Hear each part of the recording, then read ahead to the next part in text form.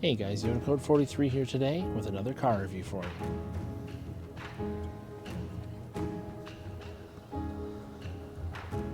Today I've got the keys to this 2016 Fiat Abarth 500 with a 1.4 liter turbo, 6-speed automatic, and it's actually a 500c convertible.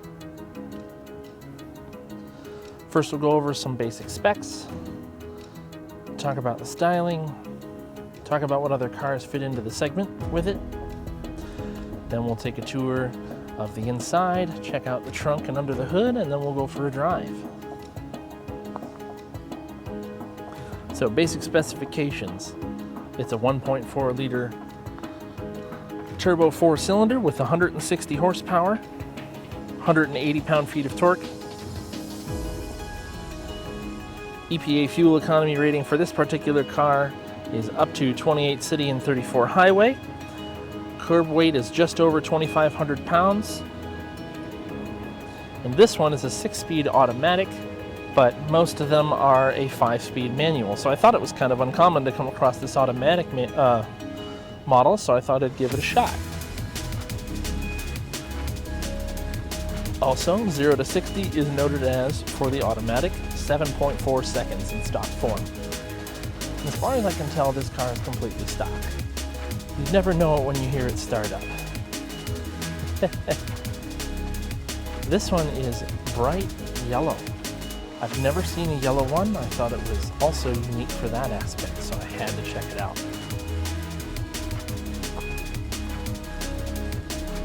Dark gray wheels on it, 4-lug, 205 40 17-inch General G-Max tires on this particular car. Cool Abarth logo here on the side.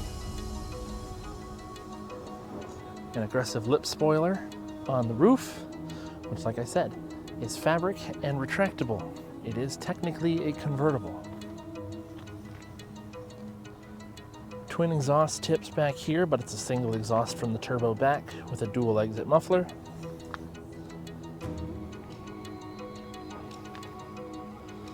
Dark trimming all the way around, no chrome on this vehicle apart from the badges.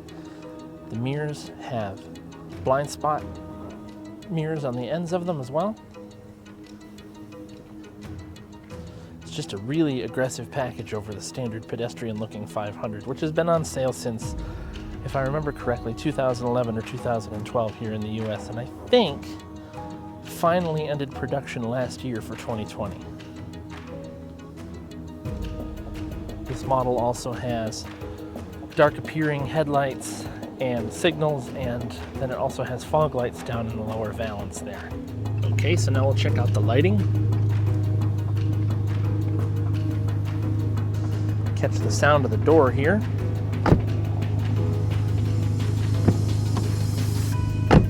Nice and solid for a somewhat large 2-door. So you have repeater signals on either side of the car on the fender. Projector halogen headlights, signals in the middle, and then fog lights down below, out back. All regular halogen bulbs all the way around. Signals and reverse lights on the inboard, and running and brake lights on the outboard. Rear park assist on this car as well. Next, let's check out under the hood. They even make the hood pole red.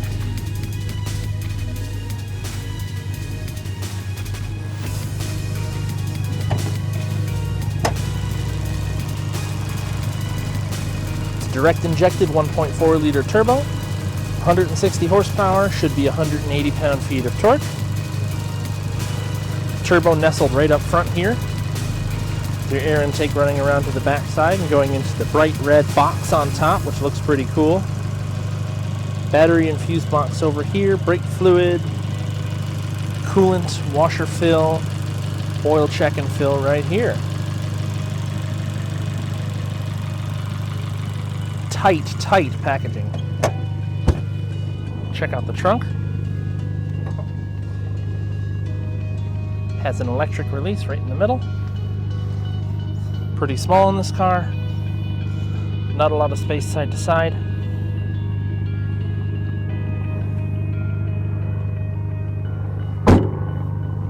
Next we'll check out the inside. Nothing really special to note on the doors. Fabric armrest area, hard plastic everywhere else, but it's nicely textured, feels okay. Chrome colored plastic door handles. And then they have this cool ripple effect on the speakers. You have a brushed aluminum 500 plate on the sill here. And then to release the front seat to look in the back, you pull up on this racing red strap here. And it'll slide forward, creating some access to the rear, which really isn't all that bad. The rear seats are flat as a board, but have this cool red striping down the middle of them. And then there are cup holders that I suppose could be used for the rear seats. Nothing really special of note. It's pretty small back there. I know I couldn't sit behind myself, that's for darn sure. Front seats have armrests, which is nice because there's no center console. They also have the red stripe in them and red stitching as well. Pass-throughs if you ever decided to run harnesses. They're very comfy seats, manual controls, but this is a small car inside.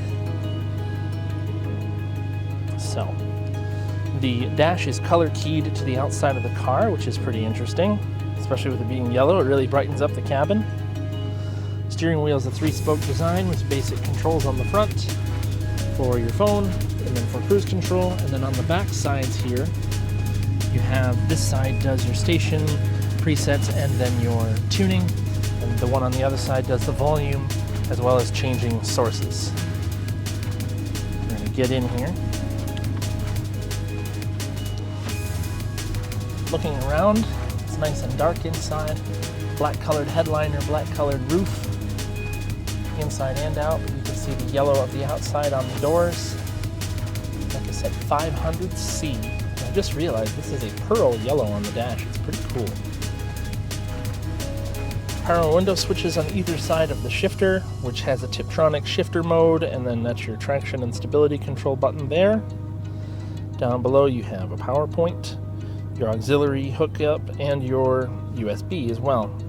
2 cup holders and your handbrake. HVAC controls are all rotary knobs. They work well. I found the fog light button. There it is. Sport mode, and your hazards and your rear defrost buttons all right here in the middle. It's actually really nicely laid out, the interior of this car. It's a shame it's so darn small. Glove box is nicely dampened. Sounds a little cheap, but works fine. The radio, the navigation is a TomTom unit just programmed into their radio. Otherwise, it responds pretty quickly. Everything works well. All your settings are easily adjustable. It's a small screen, but it does the job. Climate control vents are nicely integrated, circular ones at either end, and then tall rectangular ones in the middle. The gauge cluster is pretty cool. One big central unit that's all screen. You have your basic info in the middle with your digital speed, date and temperature, range, instant mile per gallon, and the gear you're in. Mile per gallon meter on the right-hand side, and then your tachometer on the left-hand side, and you also have your fuel level and temperatures there as well. You also have a turbo boost gauge on the left side of the gauge cluster here. It is a mechanical gauge. It does work in real time. What other things can you look at here? Aha! So you can look at your trip data, adjust your various settings, etc.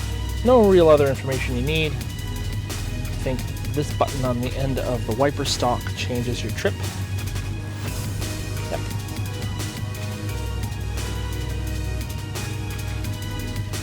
Tire pressures as well. And then the basic info screen. Nothing special on the light stalk over here. It's on or off, and then you have your turn signals. Then there's the roof. We'll get to that in a second.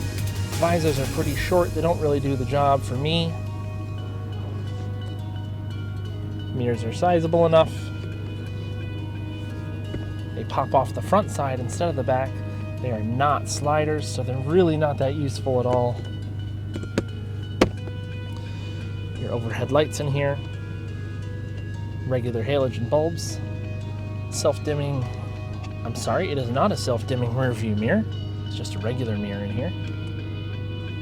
And then the roof controls are right here, so we're going to try it out. It just works like a sunroof.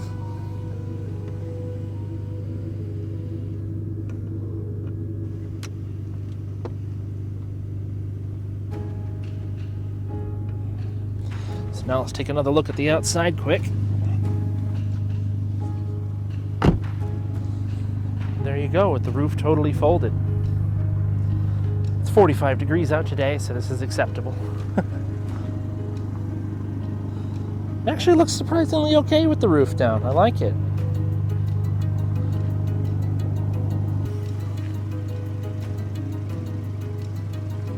All right.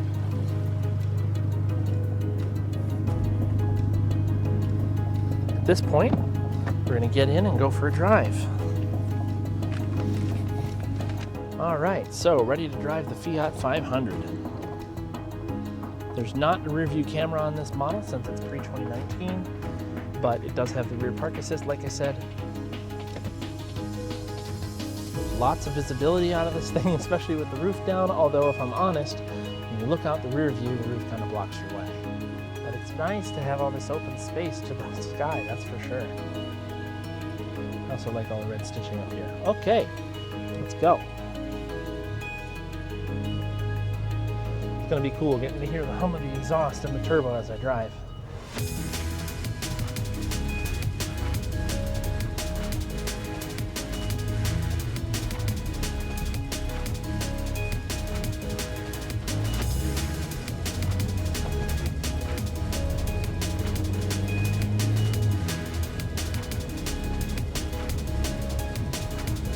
Really pleasant with the roof down, actually.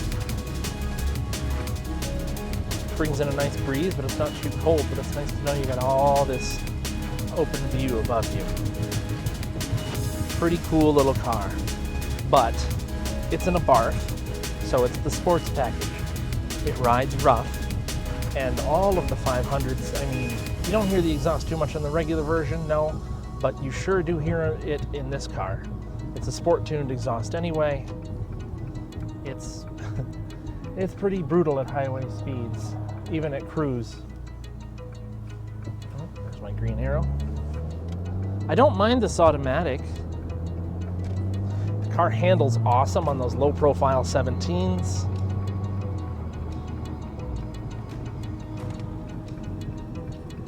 Hopefully get a little chance to do our 0 to 60 here. When you change over to sport mode, the entire cluster changes, as you can see.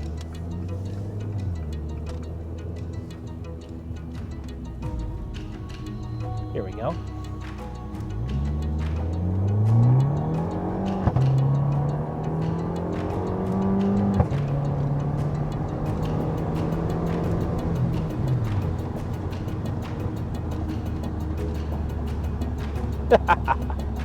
Take it back out of sport mode.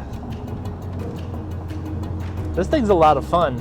It's not really fast. I imagine it's a little faster with a manual and with a tune on it, but it moves out of its own way. It handles great. It's a lot of fun. Here's the key on the 500 Abarth. This button up top is to release the key because this car is not a push button start. Then you have your unlock, lock, and trunk release. So, 2016 Fiat Abarth 500.